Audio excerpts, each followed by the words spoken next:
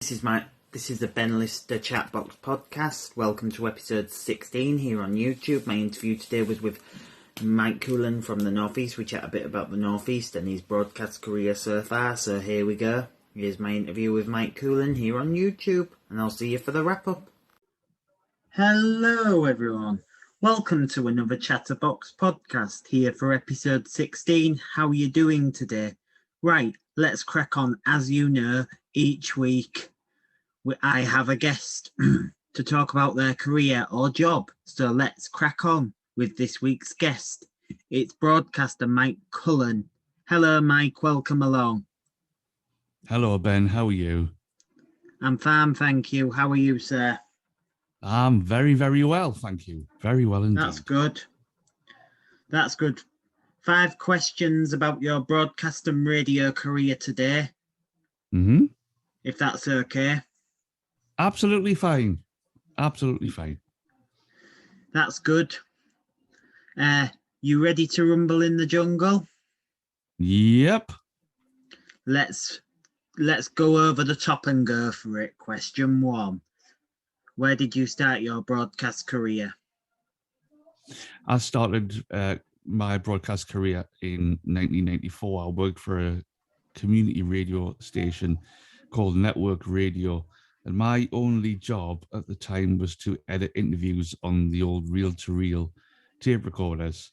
And after that, they were taken through to the studio, and then they were put on the reel-to-reel machine there. And my work was then broadcast on the radio. And then I got a bit of a feel for it. I started enjoying this thing, you know.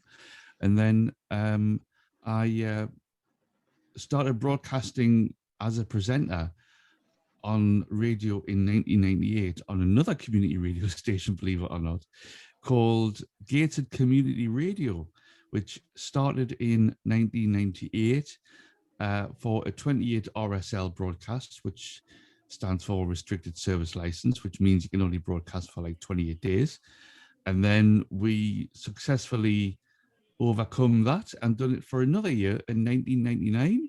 And then I got the bug for radio, and then I started broadcasting on the internet, as that's the way things were going at the time, back in 2004. And from there, the rest, they say, is history. Wow, what a start to your career, and it's a brilliant way to know how to start your career and how your story started out. Absolutely. It was a good one. Question 2. Who were your inspirations in broadcasting growing up?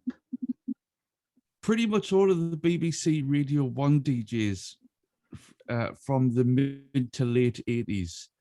I used to listen to Simon Mayo in the morning when I was getting ready for school.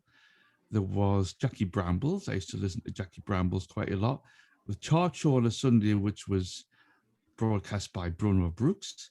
So I used to listen to him, and just the way they spoke on the radio, there was something magical about it. So I took inspiration from a lot of Radio 1 DJs back in the mid to late 80s. Also, when Century Radio started in the Northeast in 1994, I took a lot of inspiration from Mike Elliott, who was then a talk show host. He was also a comedian and actor, sadly no longer with us. But I took a lot of inspiration from him because I wanted to get into doing talk radio. And I did do that for a couple of years. And then after that, the person who influenced me the most, I would say, was John Myers, again, who's sadly no longer with us. But them people were my inspirations: John Myers, Simon Mayo, Mike Elliott, Andy Hodgson. There was people like Jackie Brambles, there was Janice Long, Bruno Brooks, all the people I've mentioned. And there's actually loads and loads of people who inspired me to get into radio, and that's how it all came about. I've actually got a Radio 1 DJ in one of my podcasts coming soon. All right, excellent. His name's Richard Pearson. Never heard the name before. And I've also got coming up later in the year exclusively Bruno Brooks. Oh wow, I'd love to hear that. That would be good. I'm doing my research, and I'm also, one of my inspirations as well was, like you say, because I grew up in the early 2000s, so I listened to Mhm. people like Hairsty, obviously, Yes, yes. when Well, I she got was into on Hursty Capital. quite late. Yeah, well, I got into listening to Hursty quite late, just before everything happened with Simon and his life and everything. So yeah, I got into Hursty quite late. I used to listen to Galaxy 105, 106 in the Northeast, but I never knew that Simon was actually on that station at the time. And then after that, when I realised, I was like, why didn't I listen to Simon Hurst before all this? But I just, as I say, growing up in the Northeast, you don't have the stations that they have down in Yorkshire. Obviously, you've got your own version of Galaxy. So I didn't know about Simon Hurst at the time. So yeah, so I do apologise to Hursty if she's listening. Great broadcaster. She was one of my inspirations growing up. I used to listen to her every morning on her daily dose. She is just an absolute hero of mine right now. An Same. absolute hero. Yeah. She's one of my broadcast inspirations, and one of my broadcast inspirations is another good friend of hers, and another good friend of a few good friends. It's Tony Blackburn. Oh my God, he's been broadcasting since Radio Caroline, which Yeah, he was was on Radio 1964. 1. He started Radio 1 in 1967. He was the first broadcaster on there. He worked with like the greats Bruno Brooks. He did, yeah, he did. Uh, He worked Neil with them all. Fox was Capital. He was the original Capital. Yes. Then he went to Magic after that, I think. Yeah, because he was So, on Capital and he did a brilliant job. And one of his good friends was Chris Tarrant, CT. yes. Ex-Capital presenter Chris Tarrant. Yes. I've been trying to track him down for a Probably the best thing to podcast. do. Probably the best thing to do would be to get in touch with Radio X, because Toby and Via work on Radio X. So that would be the best way to try and get in with Chris Tarrant. Because There's another friend of Hursty's who works on Radio X, Chris Miles. Oh, I love Chris Miles. I didn't used to like Chris Miles at first when I started listening back to Radio 1 again after so long. But then I got into Chris Miles. I was like, oh, this guy's not bad, actually. This guy's really, really good. And then after that, I was thinking, the same as I thought with Hursty, I thought, why didn't I listen to these people earlier? Why am I so late to the party? And then after that, I was like, right, I'm going to have to sit and listen to Radio X now, and I have done ever since. They have a lot of legends on there. Yeah, they do. It's Some weird great that Chris Tarrant's people. children have gone into radio. I was kind of expecting it, to be honest, because like with him coming from the radio background, I would think that he would be giving them a lot of tips, and being the father, then you would get some kind of job in radio. It was to be expected, I suppose. And also who's high flying on Capital Breakfast as well. Roman Kemp, son of Martin Kemp. Yes, indeed. Is it Aye. Martin or Gary? I think it's Martin Kemp. Kemp. He's a radio presenter as well. So is his Spandau Ballet colleague, Tony Hadley. I didn't know Tony Hadley was a broadcaster. He did a bit on new one. Absolute. Is he really? Absolute 80s, he did a little bit. Ah, right. I'll have to listen to Absolute Radio. I haven't listened for a while. I haven't listened for ages to Absolute. There was a guy on it ages ago. I think his name was Pete Donaldson. Yeah. From the Northeast. He's from the Northeast? Yeah. Mm-hmm. I think his name was Pete Donaldson. I'm not sure. I think you're right. I think it is Pete Donaldson. Yeah. Yeah, some of my colleagues talk quite a bit about radio, and I love radio, and I have a lot of heroes in radio. Well, is it actually that bad? I mean, well, speaking on my behalf, actually, do you think it's bad that I collect radio jingles? Because that's what I do. I collect radio jingles. I've got loads. I just want a load of radio station mugs from the whole Bauer network and global network, and You can get them. It's just, I think you may have to have some made. I don't know. yeah, I'm not sure. I just want them, and just for collection, to be honest. There's a Twitter feed, actually. There's somebody on Twitter called, I'll have to have a look now, but it's something like love for radio mugs or something like that. And it's like a whole Twitter dedicated to cups from different radio stations like the BBC and Bauer and, you know, Global and all them kind of people. And I was on it yesterday, and all the cups I've seen, it was brilliant.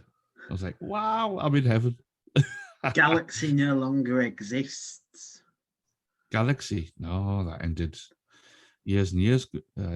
Years and years Yeah, ago. there's a lot of great broadcasters out there. Funny story, actually, because when we were going for the second RSL license, Gazer Community Radio, at the time, Galaxy was starting. So we were in a bit of a battle with Galaxy Northeast because they wanted the 105.4 frequency. And we went for it first, but obviously with them being a big commercial station at the time, they won the license, and we sadly didn't. So that was quite fun at the time. Yeah, brilliant story. Have you ever met Tony Blackburn? No, I haven't. No. Fair. I may have in a couple of weeks, as I said, I may have Bruno Brooks, and I may try and perch, if I can, Paul Gambaccini. Ah, yes, the legend that is Paul Gambaccini. Yeah, I like Paul Gambaccini. He's very good. I've had Neil Fox, why can't I have him? Yeah. You can get anybody you want. Unless they're tied down to contractual issues. Yeah, well, that's true. Yeah. I'll just have to pray with Bauer. I'll just have to pray with him or do some sort of deal. Pray for them. Don't pray with them. Pray for them. Just say, look, God in the sky. I want this, and this to happen.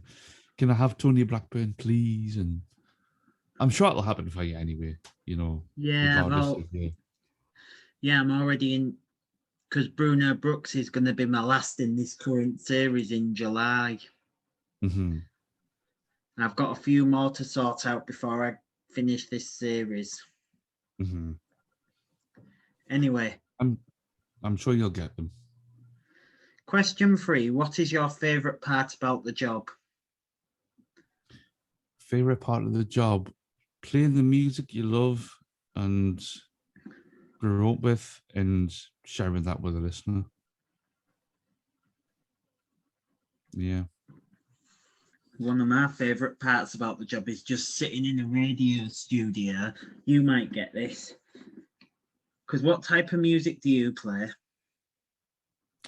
I play album music, so music that's not really played on the radio. So my show that goes out on a weekend on Durham One Air is actually just music from various albums, such as Genesis, Queen, but it's music that you don't really know, if you like, but you get to know through the albums. Do you have any Prince? Prince? Yeah.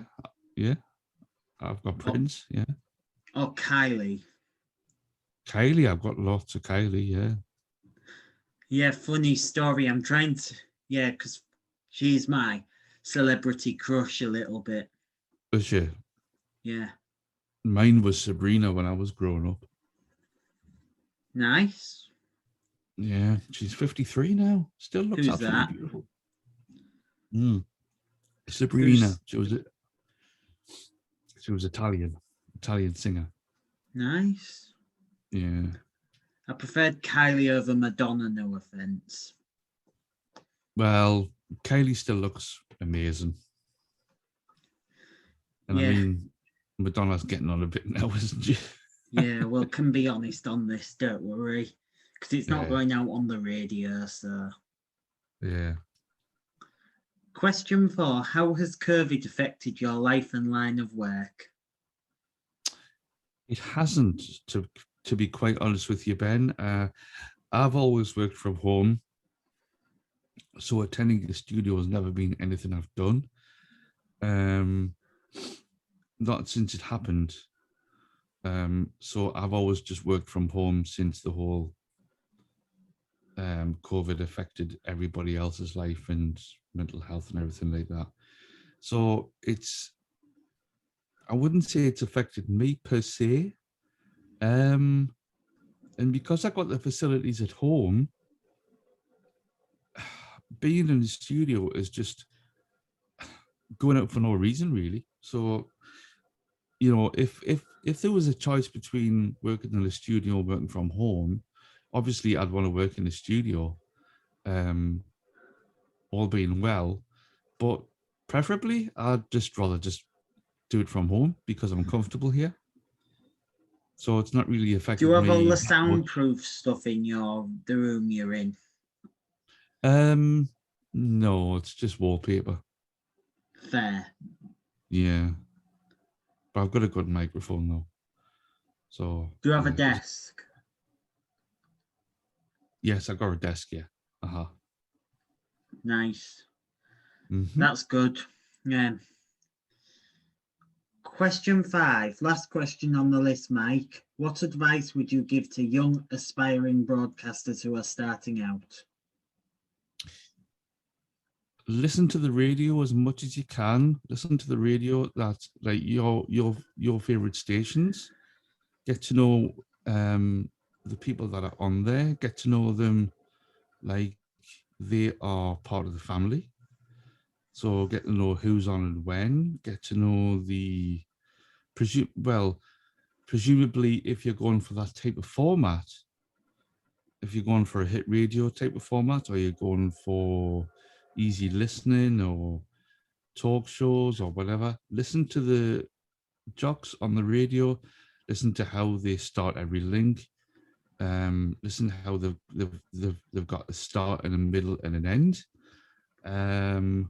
Preparation is the most important aspect as well of your presentation. So if you're going to go into a studio and record a show, for instance, make sure you're prepared. I always use the phrase, fail to prepare, prepare to fail. Also learn mic technique, which is just basically being a certain distance away from the microphone when you do your link. Don't be too close to it. Don't be too far back from it. Just be in the right position and have fun. Have fun. It's about having fun. Be yourself. Don't be the DJ that you're always listening to. So don't try to be any kind of Neil Fox or Tony Blackburn or Chris Evans or whatever. Don't try to be them people because them people already exist. All I would say was be yourself.